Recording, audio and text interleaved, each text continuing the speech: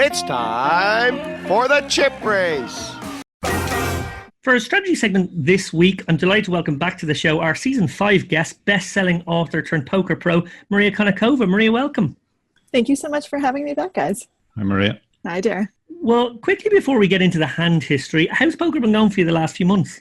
The last few months have been up and down. I had a pretty, I want to say decent in the grand scheme of things run during the World Series. And I say decent in the grand scheme of things because I managed to end the summer only slightly down. And I know lots of people who ended it very much down. So I'm pretty happy with how that went. And I did well in the main event. That was a nice deep run. So that was good. And then I took a little bit of time off. And then I went to Florida very last minute. I wasn't planning on going because everyone told me how amazing the Seminole Hard Rock series usually are. So I decided to just within 24 hours do a very quick trip down there. Yeah, we ran into you in Vegas. We were lucky enough to meet you in person finally and hung out a bit in Vegas. It seemed like when we met you first, you were feeling it a bit. Yeah, I was definitely feeling Vegas. I'm very glad not to be there anymore. I did everything I could, but 6 weeks in Vegas just takes it out of you. Absolutely, yeah. Well, very important, of course, as you pointed out there, that when you have a slight losing trip, very important to have good friends who had really, really bad losing trips. So Exactly. So comparatively speaking, I actually made lots of money. Well, look, onto the hand. It is actually from the Seminole Hard Rock Poker Open main event. It's one of those big blind ante events. So the blinds, I think, for this hand are 300, 500 with a 500 ante. That's perfectly normal in those. Can you take it from there? Yes, absolutely. So when we start the hand, I have about 57K behind, and I'm the effective stack. So Villain is going to have me covered a little bit. And Villain is someone who I've been playing with all day, but we'll get into that in a little bit. So he raises under the gun +1 to 1,200, and I'm in the big blind, and it folds to me, and I have Jack-8 of hearts, lovely hand in the big blind, lovely hand, period. And I call. So that brings us to a pot that is 3,200. And then the flop comes 6, 7, 9, 2 hearts. And at this point, I am absolutely loving life because I have an open ender, I have a heart draw, I have a straight flush draw. I mean, I have it all. So I check, and he bets 1,500, so a little less than half pot. And I decide to check raise to 4,000 because there are kind of a few things going through my mind. We'll talk about that in a second. And one of the things I'm not expecting to have happen is to be re-raised. And that's exactly what happens in this hand. He ends up 3-betting me to 11,000. I end up calling, bringing the pot to just over 25,000 as we head to the turn. So when I check raise, he actually shouldn't be raising me a lot on that board because it's a bad board for almost any hand that he'd be raising for early position. I mean, if he has aces, he's not loving life on that board. And I have Jack high, but I have just this absolute monster draw, lots of equity. It's a pretty good spot for me to be raising because I can have a lot of worse hands as well there. Yeah, so plenty of action there on the flop. You're obviously sitting there with the world's fair of draws. I think these hands are actually really interesting because playing monster draws correctly isn't always the easiest thing to calculate. Dara, your thoughts? Yeah, I mean, it's an interesting board because often people look at these boards and think, well, the big blind has a huge advantage on this board. And certainly in terms of nutted hands, we can have all the nutted hands. We can have straights, we can have sets, we can have 2 pairs. But I think the opener also can have probably all of the sets, maybe not as many straights. And because of that, we could possibly have a leading range on a board like this where we think we have an advantage. And if we were going to have a leading range, then obviously Maria's exact hand, Jack-8 of hearts, which is basically Jack high, but a monster draw would be a good hand to do it with.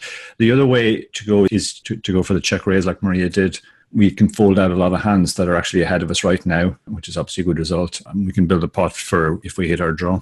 I think our draw is so big as well that we could possibly just check call here because I think we do have a lot of other weaker hands that want to check call and we have to check call some really strong draws as well to protect that range. So, when we check call, it's not always like A7, A6, those types of hands. Yeah. So I think there's actually a lot of things we could do on this board. For sure. And one of the reasons that I actually decided to raise as opposed to call is I also do have some, made hands on that board. So I do have the straights and I actually do have the sets. And it's such a wet board that in case I have one of those hands that's pretty much always ahead, imagine that I had 10-8 of diamonds. So I flopped the nuts, but what if he's sitting there with like ace king of hearts? So I decided that I didn't want to check call because I will want to be check raising some of my strongest hands as well. So I was trying to balance that range. And I actually don't really have much of a leading range out of the big blind with an early position raiser. Maybe that's kind of a weak in my game, but that's not something that even crossed my mind. But I actually see the merits in that now that you guys mention it. Yeah, I mean, I think actually while this board initially looks like a great board to lead on, when you actually drill down into it, it's too difficult if we start leading this board with some of our strong hands. Yeah. Then that weakens our check call and our check raise ranges. So I actually think we probably should check on this board, but it's feasible to at least think about leading.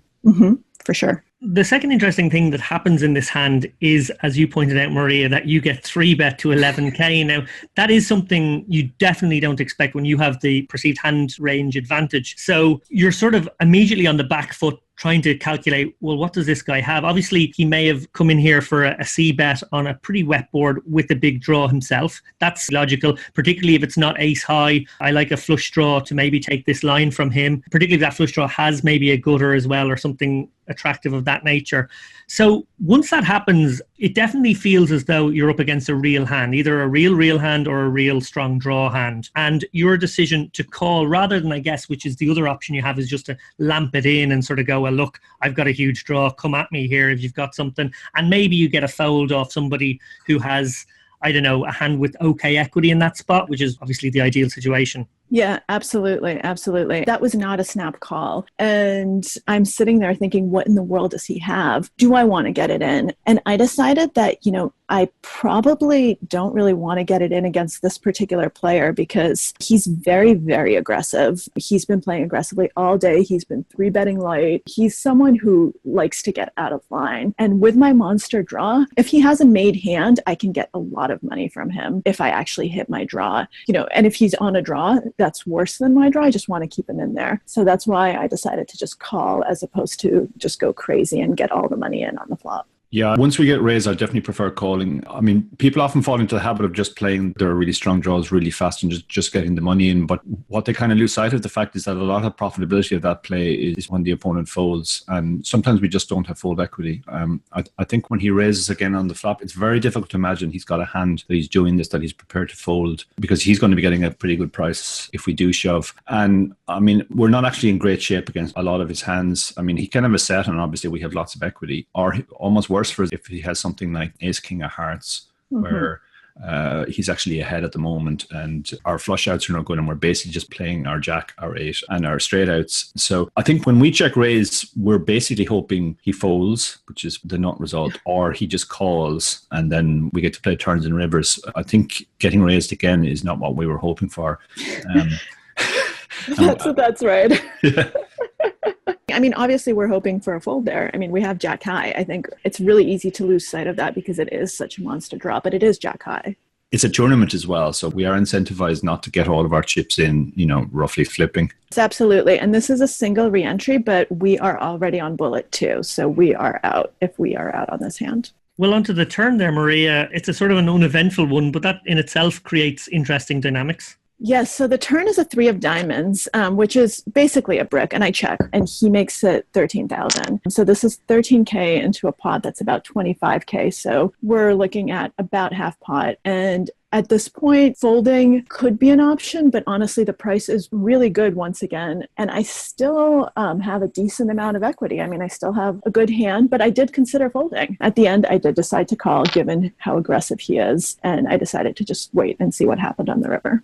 Yeah, I think we're getting the right direct price against a set. And that sort of still seems like the top of the range we can give him in this spot. So I really like your decision to call there. He has laid you a compelling price. The one interesting thing as well about this is that jack. It might seem like not that interesting a card, but because it makes a bigger straight if the 10 ball comes, and that could very well be something he's semi-bluffing with an 8x hand himself, then suddenly, you blindside him in that spot, which is always pleasant. Yes, and that's actually something that I was thinking about. Yeah, I think the unpleasantness we've had on the flop kind of lingers on to the turn because I mean, the 10 is the nut card for us, obviously, and we're going to be very happy if a 10 comes. But like, we're not necessarily completely thrilled if a heart comes because, first of all, he can have the flush himself, obviously, and it'd probably be a higher flush. But secondly, it'd be pretty obvious to him that a lot of our range is flush draws, so it'll be quite difficult to get paid off. Similarly, if the 5 comes, you know, it's pretty obvious now that there's 4 to a straight on the board. Again, hard to get paid. But given the price we're getting, I think we definitely have to continue. Absolutely. Well, over to the river. We're funking for our flush and straight outs here. What happens? We just completely brick. The river is an offsuit 4. And at this point, I don't really think I have a choice. I check. He bets tiny. I mean, at this point, the pot is over 50K and he bets 11K. But I mean, what am I going to do? I'm here with Jack high. I don't think he's bet 3 streets with air. Yeah, always sad to have to give up in these spots, but it's interesting looking at this bet, 11K, as you say, into about 50. You know, we've missed our draw and we face a really small value bet in the river. Having shown so much strength, this does feel like a very fishy bet from him, something that can be very suspicious of, almost like our opponent has sized us up really well for what we have, a big draw that's missed, and now he's inducing you to make a big move here. Yeah, so, you know, like I said earlier, this guy has been really aggressive, and I actually expect him when he misses a lot of the time to bet big. So he's someone who likes to bully people out of pots a lot. And he has given me really good prices on all 3 streets. And that just sets off alarm bells because I actually block a lot of his draws because I have the 8 of hearts in my hand. Yeah, Dara, can you speak more to exactly the point Maria's made, which really does echo our strategy hand from a few weeks ago with Neil Farrell, where he talked about sort of like the worst bluffing candidates in these spots being the big draw hands, particularly the big flush draw hands. In this case, obviously, we have a straight blocker as well. Yeah, absolutely. It reminded me very much of Neil's hand. Like anytime we get to the river with one of the worst possible hands that we could have, and I think Jack High's is about as bad as it gets for us, we should be considering bluffing. Now, if we were going to bluff, it would be better to lead in this spot, even as weird as that would be, because if it goes check, check, we're never going to win. So it works better as a lead bluff than a check raise bluff. But the problem with our specific hand is that it's almost the worst hand we could do it with because it blocks the flush draws, which we're hoping he has, which we might get him to fold. And it's also blocking his 8x. So I literally can't think of a worse hand to bluff with than this hand. Yeah, you know, I was thinking about it. I'm just blocking all of his bluffs because even if he opens a lot of the suited aces, like I'm blocking the ace jack of hearts, the ace 8 of hearts, like so many things that I really don't love the cards that I'm holding for a bluff here. As sad as it is, I think that I just have a horrible candidate for doing anything other than giving up. Well, Maria made the fold, and am I right in saying our opponent was a little generous at that point? He was. So he actually showed me 10-8 of spades. So he had flopped a straight. Yeah, it just seemed like he got the absolute maximum. Dara, when you see a hand like 10-8 shown to you in that spot, were you putting that hand into the perceived range? Definitely wasn't, because like when he opens in under the gun +1, if you look at any reasonable chart from, you know, Raise Your Edge or Run It Once or any of those sites out there that have opening hand charts, 10-8 suited never features from that seat. And actually, when I started looking at this hand first before I checked what his hand was, I didn't actually put that into the opening range. Yeah, well, I guess the theme here is playing your monster draws. I have to say a lesser player would have just lamped it in on the flop. I think I'm one of those. So fair play for sort of acknowledging or seeing the danger that was maybe out there and realizing that having raised as part of your plan on the flop, that going for a continuation of that, if you like, by shoving all in with what you would have perceived as maybe some fold equity, although we know, of course, now that there was absolutely none, would have cost you your whole stack. Building it back up from a third of a stack is always something we can do as poker players. And it's very important to preserve those few chips. As Dara said, this is a tournament. It's massively important if we can hang on in there in a tournament of this nature by not making a mistake like that. Dara? Yeah, I agree. I mean, the flop is the real turning point in this hand. And I think if we had known how loose he was and that 10-8 suited was possibly in his range, on the flop, we would recognize that we don't have as big a range advantage as we think on this board because he can actually have the nuts as well as us. And maybe we would play it a bit more cautiously, possibly go for a check call line rather than a check raise line. I mean, I do like the check raise line because we do fold out a lot of better hands. The problem is once he raises us again, now we have kind of narrowed the range down to hands we probably have no fold equity. against if we shove, and B, hands that we're actually not in great shape against, that we are going to have to hit our draw. But on the upside, he used such a small sizing on subsequent streets that we had a profitable situation. We didn't hit our draw in this case, but we still had a profitable situation. So, I mean, we played the hand fine from that point of view, except we should just have hit our heart, obviously. Absolutely. We should have hit a 10 of hearts. Hitting the 10 actually. Actually, offsuit 10. Offsuit 10, yeah. That would have been great. But no, I actually, when I was thinking, this is one of those hands that you think back on because obviously you lose a lot and there were lots of decisions in it.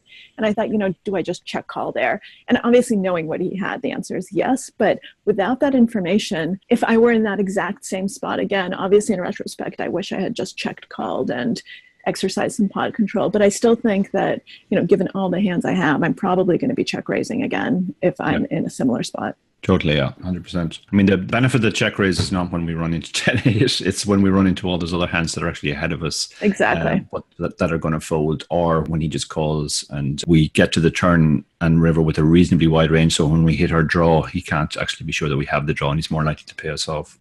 Exactly. And that was my thinking. So I think, even though I lost and I lost a lot, I'm pretty happy I didn't bust out of the tournament. Well, Maria, just as it is very important to have friends who lost more money in Vegas than you, it's very important to have friends who would have lost more chips in a pot of this nature. So even when you're a loser, you can feel like a winner. Absolutely. See, it's all about comparison. You have to surround yourself with the right people. Yeah, but in David's world, he would have lamped it in and he would have hit the river. So it's a different universe. Well, that would have been a great universe. I would like to be in that universe. Yeah. Yeah, I was actually talking to Jen Shahadi after you left, David, talking about how you'd come over and you'd done a really short Vegas. So you'd come in late and you'd actually left with a lot more money than you came with. And Jen said, yeah, we hate those people. Yeah, I hit and run Vegas this year for sure.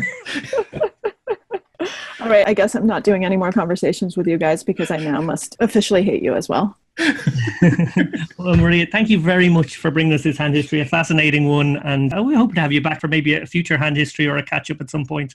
I would love that. Thanks, Maria. Thank you, guys.